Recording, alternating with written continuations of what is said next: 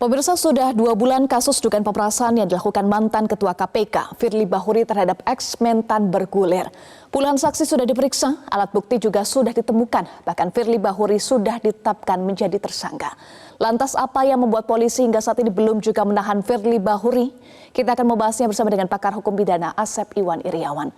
Selamat pagi Kang Asep. Selamat pagi Mbak Eva. Iya, Kang Asep, sejak ditetapkannya Firly menjadi tersangka sudah 2 kali ya Firly menjalani pemeriksaan tapi tidak kunjung ditahan. Analisa Anda, Kang Asep, penahanan Firly menunggu apa? Ya, sebenarnya ajas peradilan itu sederhana, mudah, biaya ringan. Ya, jadi artinya percepatan perkara. Nah, sekarang penetapan tersangka itu pasti ya karena lebih dari 2 alat bukti, yaitu bukti permulaan. Dan bukti itu kan nampak sekali ya, entah dari gratifikasi, entah pemerasan, entah bertemu dengan pihak-pihak yang tidak boleh. Artinya apa? 2 alat bukti itu sudah telak, entah yang diperas, entah asisten, entah juga uang yang ada di transfer itu ya, atau uang yang ditukarkan 7,4 itu. Artinya apa? Bahwa seharusnya ketika penetapan tersangka dan ancamannya lebih dari 5 tahun, yaitu sebagaimana ketahui bahwa penetapan tersangka itu ada alasan subjektif dan objektif, seharusnya karena ini menyangkut seorang penegak hukum, apalagi ketua KPK, ya harusnya cepat. Tapi kenapa tidak dilakukan? Ya mungkin penyidik punya pertimbangan lain.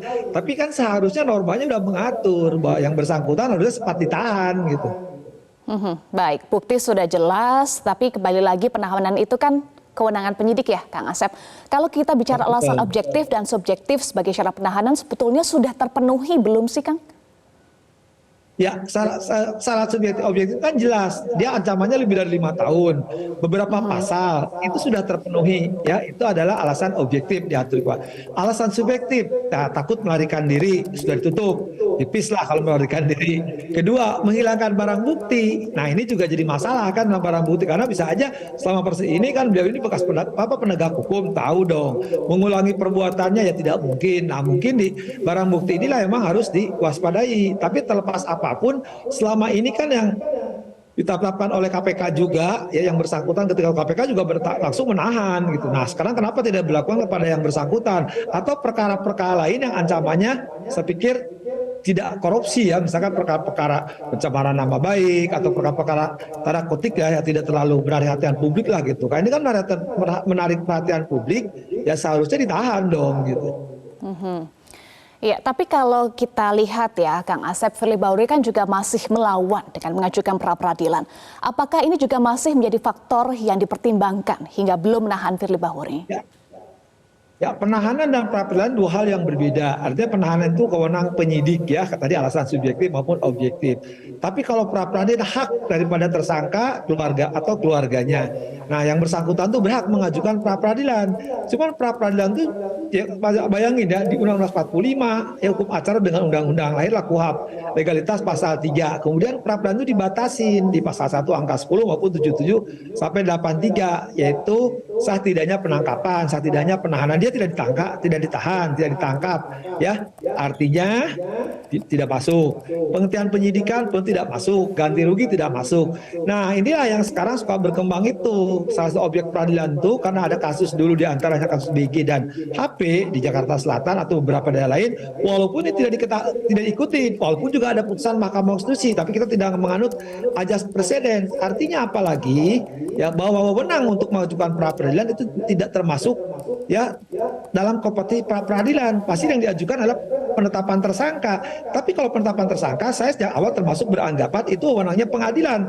Kan tersangka itu ya karena perbuatan, karena keadaannya berdasarkan bukti permulaan yang cukup, ya diduga. Jadi pendugaan ini tidak dibuktikannya nanti di pengadilan. Tapi karena ada kasus BG dan kasus HP dan beberapa kasus yang tidak diikuti oleh para hakim pra peradilan, nah beliau mengajukan itu. Tapi nampaknya kalau itu diajukan, saya pikir ya saya termasuk yang beranggapan ya inilah hukum acara itu tekstual, limitatif, non interpretatif, duwingen yang memaksa, ya tidak ada kecuali lain. Jadi seharusnya tidak dapat diterima karena itu bukan objek pra peradilan. Walaupun tadi saya katakan pernah ada kasus yang menyangkut tertentu ya tanda petik tadi BG dan HP, tapi menurut saya tidak diikuti oleh para hakim karena penetapan tersangka diikuti oleh para hakim jadi objek pra peradilan itu telah merusak asas, telah merusak norma bahkan sekali lagi sistem hukum dirusak ya gara-gara di penetapan tersangka menjadi objek pra peradilan.